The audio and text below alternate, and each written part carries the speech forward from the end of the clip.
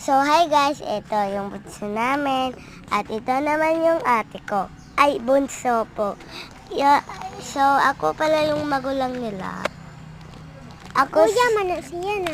Ako bebe na. Nanguha man kagmungan.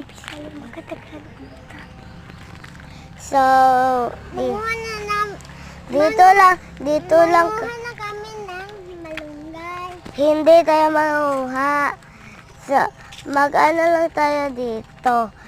So, guys, ano lang kami dito, So, ako si Ate Bea, at siya naman si Ate Mia, at siya naman si Kuya Joshua. So, mataba pa si Kuya Joshua. Nung maliit-liit pa siya, hindi siya mataba. Ngayon mataba na siya kasi wala na ano kayang magagawa ko dito? Enjoy, wala naman ako magawa. Kahit ano, malakas siyang kumain ng mga chicken magawa.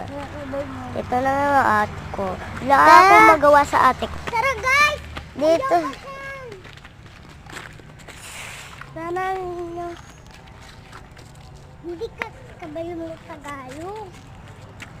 So, ito nga yung ano ko. Ito yung ate ko. Hi ka. Hi!